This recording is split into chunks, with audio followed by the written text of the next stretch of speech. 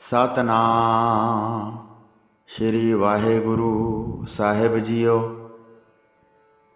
ਪਰਮ ਸਨਮਾਨਯੋਗ ਗੁਰੂ ਰੂਪ ਗੁਰੂ ਖਾਲਸਾ ਸਾਧ ਸੰਗਤ ਜੀ, ਵਾਹਿਗੁਰੂ ਜੀ ਕਾ ਖਾਲਸਾ ਵਾਹਿਗੁਰੂ ਜੀ ਕੀ ਫਤਿਹ।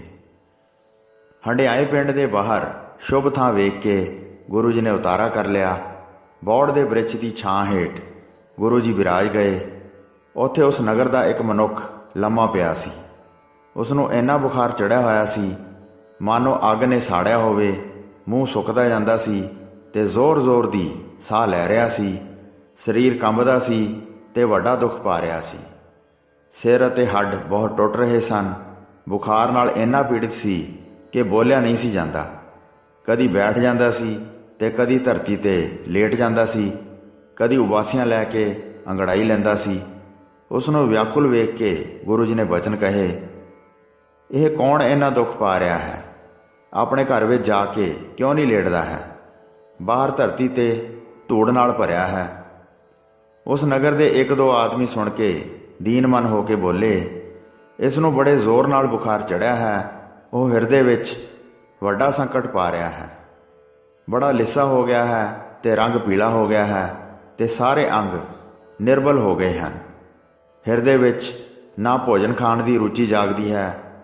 ਰਾਤ ਦਿਨ ਦੁੱਖ ਵਿੱਚ ਗਰਸਿਆ ਪਿਆ ਰਹਿੰਦਾ ਹੈ। ਇਸ ਨਗਰ ਵਿੱਚ ਬੁਖਾਰ ਦਾ ਬਹੁਤ ਜ਼ੋਰ ਹੈ। ਬਹੁਤ ਮਨੁੱਖ ਘੋਰ ਦੁੱਖ ਪਾ ਰਹੇ ਹਨ। ਜਿਵੇਂ ਇਸ ਦਾ ਹਾਲ ਵੇਖ ਰਹੇ ਹੋ, ਉਸ ਤਰ੍ਹਾਂ ਹੀ ਹੋਰ ਬਹੁਤ ਮਨੁੱਖ ਦੁੱਖ ਪਾ ਰਹੇ ਹਨ। ਸੈਂਕੜੇ ਮਨੁੱਖ ਮ੍ਰਿਤੂ ਦੇ ਵੱਸ ਹੋਏ ਹਨ।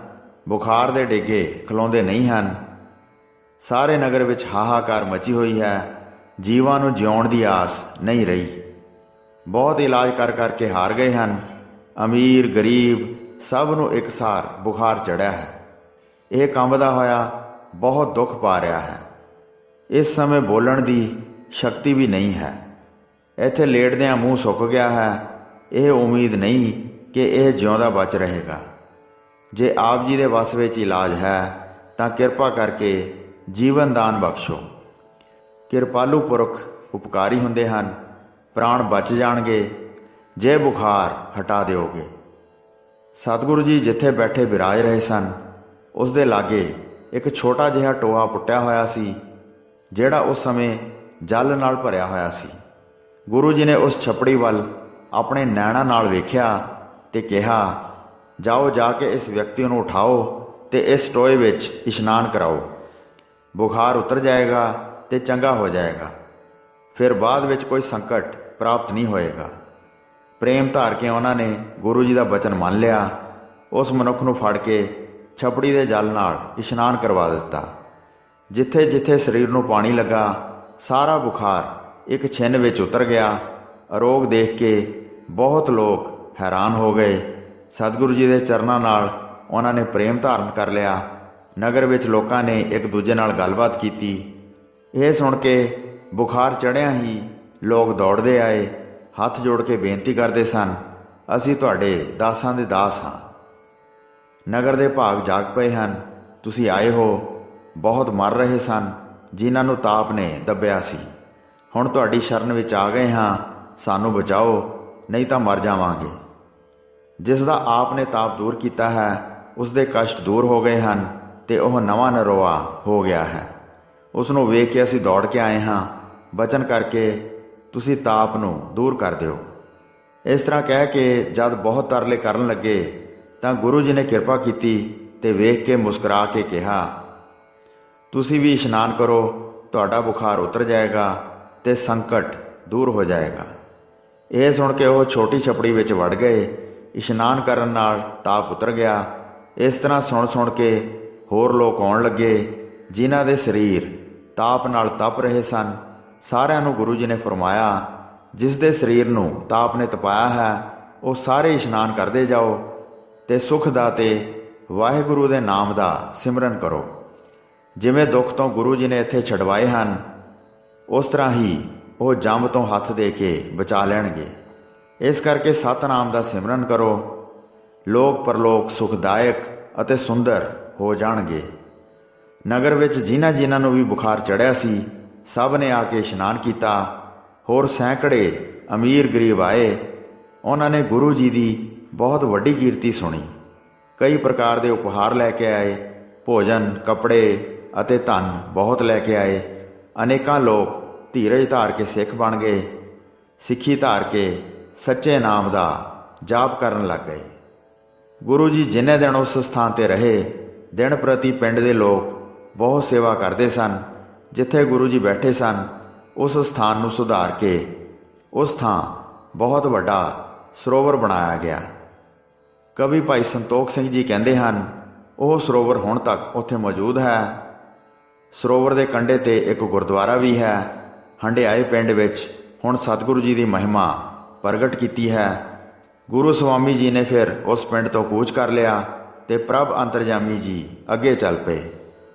ਪਿੰਡ ਦੇ ਲੋਕਾਂ ਨੇ ਬਹੁਤ ਪ੍ਰੇਮ ਕਰਕੇ ਗੁਰੂ ਜੀ ਨੂੰ ਹੋਰ ਰਹਿਣ ਵਾਸਤੇ ਬਹੁਤ ਕਿਹਾ, ਪਰ ਗੁਰੂ ਜੀ ਉਹਨਾਂ ਨੂੰ ਬਹੁਤ ਪ੍ਰਕਾਰ ਧੀਰਜ ਦੇ ਕੇ ਸਵੇਰ ਹੁੰਦਿਆਂ ਹੀ ਉੱਥੋਂ ਚੱਲ ਪਏ।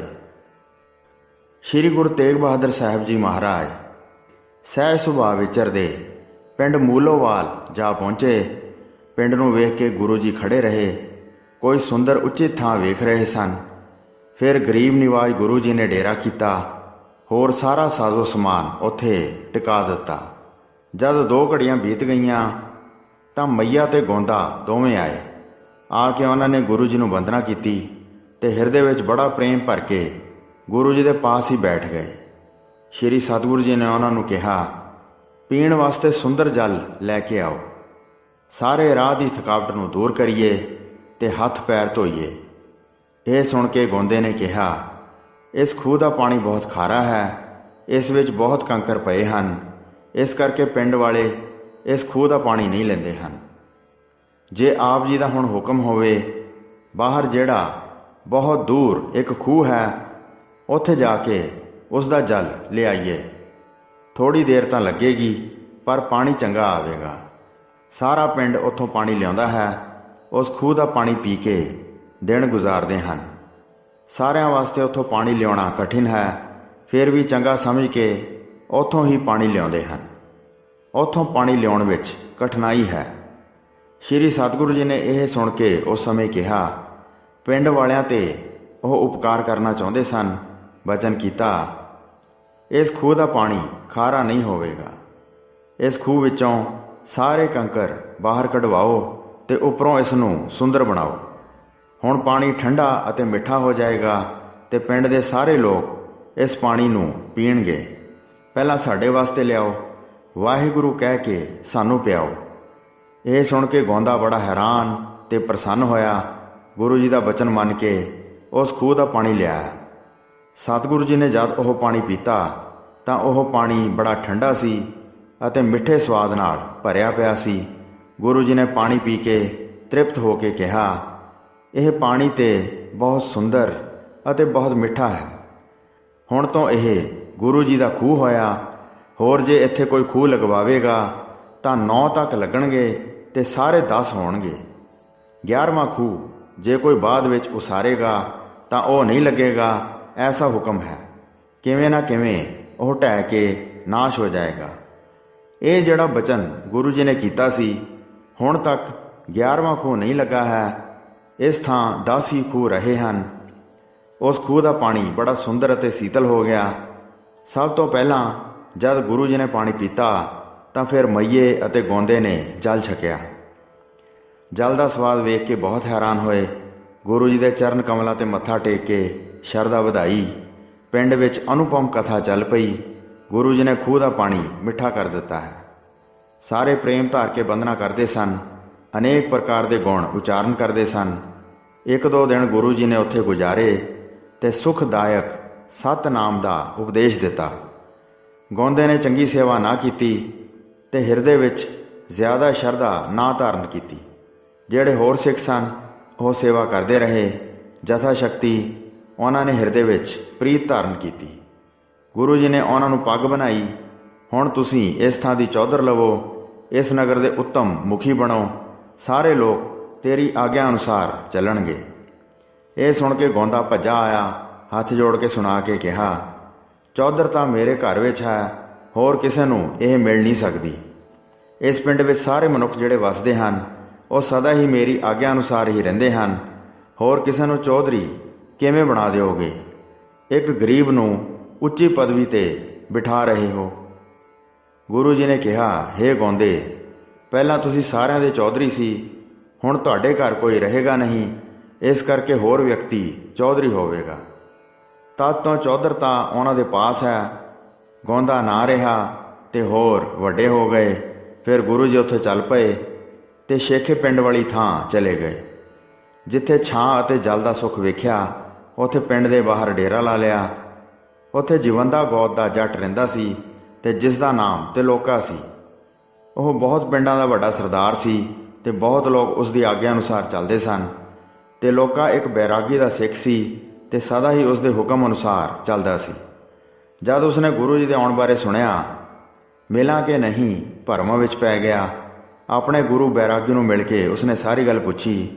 ਸ਼੍ਰੀ ਗੁਰੂ ਨਾਨਕ ਦੇਵ ਜੀ ਦੀ ਗੱਦੀ 'ਤੇ ਬੈਠੇ ਹਨ। ਸਭ ਲੋਕ ਮਿਲ ਬੰਦਨਾ ਕਰਦੇ ਹਨ। ਬਾਹਰ ਆ ਕੇ ਉਹਨਾਂ ਨੇ ਆਪਣਾ ਡੇਰਾ ਉਤਾਰਿਆ ਹੈ। ਮਿਲਾਂ ਕਿ ਨਹੀਂ, ਮੇਰਾ ਚਿੱਤ ਭਰਮਾਂ ਵਿੱਚ ਪੈ ਗਿਆ ਹੈ। ਇਹ ਸੁਣ ਬੈਰਾਗੀ ਬਹੁਤ ਘਬਰਾ ਗਿਆ। ਉਹ ਸੋਚਾਂ ਵਿੱਚ ਪੈ ਗਿਆ ਕਿ ਜੇ ਇਹ ਗੁਰੂ ਜੀ ਨੂੰ ਜਾ ਕੇ ਮਿਲੇਗਾ ਤਾਂ ਐਸਾ ਨਾ ਹੋਵੇ ਕਿ ਇਹ ਬਦਲ ਜਾਵੇ ਤੇ ਗੁਰੂ ਜੀ ਨੂੰ ਸਿਰ ਨਿਵਾ ਸਿੱਖੀ ਗ੍ਰਹਿਣ ਕਰ ਲਵੇ। ਜਦ ਉਹ ਉਹਨਾਂ ਪਾਸ ਜਾਵੇਗਾ ਤਾਂ ਉਹ ਇਸ ਨੂੰ ਉਪਦੇਸ਼ ਦੇਣਗੇ, ਫਿਰ ਮੇਰੀ ਮਾਨਤਾ ਨਹੀਂ ਹੋਵੇਗੀ।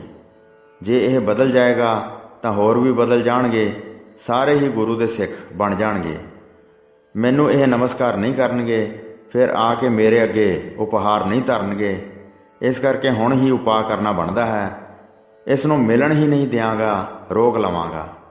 ਜੇ ਮਿਲ ਕੇ ਗੁਰੂ ਜੀ ਦੀ ਮਹਿਮਾ ਜਾਣ ਲਵੇਗਾ, ਫਿਰ ਮੇਰੇ ਕਹੇ ਨੂੰ ਕੰਨ ਨਹੀਂ ਦੇਵੇਗਾ, ਭਾਵ ਮੇਰੇ ਕਹਿਣੇ ਨਹੀਂ ਲੱਗੇਗਾ। ਇਸ ਤਰ੍ਹਾਂ ਵਿਚਾਰ ਕਰਕੇ ਬੈਰਾਗੀ ਨੇ ਕਿਹਾ, ਪ੍ਰਭੂ ਨੂੰ ਪਿਆਰ ਕਰਨ ਵਾਲੇ ਹੇ ਤਿਲੋਕੇ, ਮੇਰੀ ਗੱਲ ਸੁਣੋ। ਆਪਣੇ ਪੰਥ ਦਾ ਚਾਹੇ ਕੋਈ ਹੌਲਾ ਚਾਹੇ, ਫਿਰ ਵੀ ਉਹ ਭਾਰੀ ਹੁੰਦਾ ਹੈ। ਆਪਣੇ ਪੰਥੀਆਂ ਬਾਰੇ ਸੁਣ ਕੇ ਉਹਨਾਂ ਦੇ ਪਾਸ ਜਾਵੇ। ਉਹ ਸ਼ੁਭ ਮਾਰਗ ਦੀ ਗੱਲ ਕਰਨਗੇ, ਦਰਸ਼ਨ ਕਰਨ ਅਤੇ ਬੋਲਣ ਦਾ ਪੁੰਨ ਪ੍ਰਾਪਤ ਕਰਨਗੇ। ਇਸ ਨਾਲ ਧਰਮ ਵੱਧਦਾ ਹੈ ਤੇ ਪਰਲੋਕ ਸੁਧਰਦਾ ਹੈ। ਆਪਣੇ ਪੰਥ ਦੇ ਲੋਕ ਸਦਾ ਸ੍ਰੇਸ਼ਟ ਜਸ ਕਹਿੰਦੇ ਹਨ। ਦੂਸਰੀ ਮੱਤ ਦੇ ਲੋਕਾਂ ਨੂੰ ਮਿਲਣਾ ਚੰਗਾ ਨਹੀਂ ਹੈ। ਉਸ ਜੀਵ ਦਾ ਫਿਰ ਕਲਿਆਣ ਨਹੀਂ ਹੁੰਦਾ। ਤੇਰੇ ਵਰਗੇ ਧਨੀ ਪੁਰਸ਼ ਨੂੰ ਉਹ ਪਾਸ ਜਾਣ 'ਤੇ ਗੱਲਾਂ ਬਣਾ ਕੇ ਭਰਮਾ ਲੈਣਗੇ। ਹੋਰ ਮੱਤਾਂ ਵਾਲੇ ਸਾਰੇ ਇਸ ਤਰ੍ਹਾਂ ਚਾਹੁੰਦੇ ਹਨ ਕਿ ਧਨੀ ਲੋਕ ਸਾਡੇ ਸਿੱਖ ਹੋਣ। ਜਿਵੇਂ ਕਿਵੇਂ ਕਹਿ ਕੇ ਮਨ ਨੂੰ ਭਰਮਾ ਲੈਂਦੇ ਹਨ ਤੇ ਧਨੀ ਲੋਕ ਸਿੱਖ ਬਣ ਕੇ ਬਹੁਤ ਧਨ ਚੜਾਉਂਦੇ ਹਨ। ਫਿਰ ਉਹ ਆਪਣੇ ਪੰਥ ਤੋਂ ਬੇਮੁਖ ਹੋ ਕੇ ਪਰਾਏ ਮੱਤ ਵਿੱਚ ਧਨ ਚੜਾਉਂਦੇ ਹਨ। ਇਸ ਕਰਕੇ ਕਿਸੇ ਦੇ ਨਾਲ ਨਾ ਮਿਲੋ। ਤੁਲਸੀ ਅਤੇ ਚਰਨਾ ਅੰਮ੍ਰਿਤ ਆਪਣੇ ਹੱਥ ਵਿੱਚ ਲਵੋ। ਇਸ ਤਰ੍ਹਾਂ ਰੋਕਣ ਨਾਲ ਤਿਲੋਕਾ ਰੁਕ ਗਿਆ ਤੇ ਉਸਨੇ ਗੁਰੂ ਜੀ ਦੇ ਦਰਸ਼ਨ ਨਾ ਕੀਤੇ। ਕਿਸੇ ਪ੍ਰਕਾਰ ਵੀ ਉਸਨੇ ਗੁਰੂ ਜੀ ਦੀ ਸੇਵਾ ਨਾ ਕੀਤੀ। ਵੱਡਾ ਮੂਰਖ ਮਾੜੀ ਮੱਤ ਵਾਲਾ ਗਵਾਰ ਸੀ। ਗੁਰੂ ਜੀ ਨੇ 9 ਦਿਨ ਉੱਥੇ ਡੇਰਾ ਰੱਖਿਆ। ਸਹਿ ਸੁਭਾਅ ਗੁਰੂ ਜੀ ਨੇ ਉਸ ਸਮੇਂ ਕਿਹਾ। ਕੁਝ ਲੋਕ ਉਸ ਸਮੇਂ ਗੁਰੂ ਜੀ ਦੇ ਪਾਸ ਬੈਠੇ ਸਨ। ਉਹ ਗੁਰੂ ਜੀ ਨਾਲ ਵਾਰਤਾਲਾਪ ਕਰ ਰਹੇ ਸਨ। ਜਵੰਦਾ ਘਰੋਂ ਨਿਕਲ ਕੇ ਬਾਹਰ ਗਿਆ। ਜਿਸ ਪਾਸੇ ਗੁਰੂ ਜੀ ਬੈਠੇ ਸਨ ਉਸ ਪਾਸੇ ਤੋਂ ਵਾਪਸ ਆ ਗਿਆ, ਪਰ ਗੁਰੂ ਜੀ ਪਾਸ ਚੱਲ ਕੇ ਨਾ ਆਇਆ, ਨਾ ਹੀ ਪ੍ਰੇਮ ਕਰਕੇ ਸਿਰ ਨਿਵਾਇਆ, ਨਾ ਹੀ ਗੁਰੂ ਜੀ ਦੇ ਪਾਸ ਜਾ ਕੇ ਬੈਠਾ। ਕੋਈ ਵੀ ਬਚਨ ਬਿਲਾਸ ਨਾ ਬੋਲਿਆ, ਨਾ ਸੁਣਿਆ।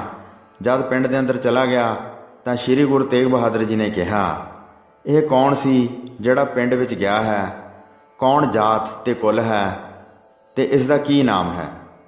ਉਸ ਪਿੰਡ ਦੇ ਕੁਝ ਮਨੁੱਖ ਜੋ ਗੁਰੂ ਜੀ ਦੇ ਪਾਸ ਆਏ ਸਨ, ਉਹਨਾਂ ਨੇ ਤਿਲੋਕੇ ਬਾਰੇ ਦੱਸਿਆ। ਇਹ ਜਵੰਦਿਆਂ ਦਾ ਸਰਦਾਰ ਹੈ। ਬਹੁਤ ਲੋਕ ਇਸ ਦੀ ਆਗਿਆ ਵਿੱਚ ਰਹਿੰਦੇ ਹਨ। ਘਰ ਤੋਂ ਬਾਹਰ ਜੇ ਕਿਤੇ ਜਾਂਦਾ ਹੈ ਤਾਂ ਬਹੁਤ ਮਨੁੱਖ ਇਸ ਦੇ ਨਾਲ ਜਾਂਦੇ ਹਨ। ਹੁਣ ਵੀ ਬਹੁਤ ਮਨੁੱਖ ਇਸ ਦੇ ਨਾਲ ਸਨ। ਉਹ ਇਸ ਦਾ ਬਹੁਤ ਹੁਕਮ ਮੰਨਦੇ ਹਨ। ਇੱਥੇ ਜਵੰਦਿਆਂ ਦੇ 22 ਪਿੰਡ ਹਨ। ਉਹਨਾਂ ਦਾ ਇਹ ਵੱਡਾ ਸਰਦਾਰ ਹੈ। ਫਿਰ ਸਤਿਗੁਰੂ ਜੀ ਨੇ ਇਸ ਤਰ੍ਹਾਂ ਬਚਨ ਕਹੇ, ਨਾ ਬਾਹੀਆ ਨਾ ਤੇਹੀਆ ਕੋਈ, ਕੁਝ ਨਹੀਂ ਰਹੇਗਾ, ਸਭ ਉੱਜੜ ਜਾਣਗੇ। ਜਿਹੜੇ ਬਚਣਗੇ ਉਹ ਹੋਰ ਪਿੰਡ ਵਸਾਉਣਗੇ। ਨਾ ਸਰਦਾਰੀ ਰਹੇਗੀ, ਨਾ ਸਰਦਾਰ ਰਹਿਣਗੇ। ਮਰ ਮਰ ਕੇ ਜਨਮ ਲੈਣਗੇ ਤੇ ਖੁਆਰ ਹੋਣਗੇ। ਏਮਨਾਬਾਦ ਵਾਂਗ ਹਾਲ ਹੋਵੇਗਾ। ਮਹਾਨ ਮੂਰਤ ਛੇਤੀ ਹੀ ਮਰ ਜਾਵੇਗਾ। ਇੱਕ ਸਿੱਖ ਸੇਵਾ ਕਰ ਰਿਹਾ ਸੀ। ਉਹ ਸਭ ਕੁਝ ਸੁਣ ਕੇ ਗਿਆ ਤੇ ਆਪਣੇ ਪਰਿਵਾਰ ਨੂੰ ਜਾ ਕੇ ਸਾਰੀ ਗੱਲ ਦੱਸੀ। ਬੱਜਰ ਵਰਗਾ ਇਹ ਹੁਕਮ ਹੋਇਆ ਹੈ, ਜਿਸ ਨਾਲ ਜਵੰਦਨ ਕੁਲ ਦਾ ਨਾਸ਼ ਹੋ ਜਾਏਗਾ। ਸਾਰੇ 22 ਪਿੰਡ ਹੀ ਨਾਸ਼ ਹੋ ਜਾਣਗੇ। ਗੜਿਆਂ ਵਾਂਗ ਗਲ ਕੇ ਸਾਰੇ ਮਨੁੱਖ ਨਾਸ਼ ਹੋ ਜਾਣਗੇ। ਉਸ ਸਮੇਂ ਕੁਝ ਪਿੰਡ ਮਿਲ ਕੇ ਆਏ। ਗੁਰੂ ਜੀ ਦੇ ਕਠੋਰ ਬਚਨਾਂ ਤੋਂ ਡਰਿਆਂ ਹੋਇਆਂ ਨੇ ਬੇਨਤੀ ਕੀਤੀ, ਕਿਵੇਂ ਸਾਰਿਆਂ ਨੂੰ ਹੀ ਨਾਸ਼ ਕਰਦੇ ਹੋ?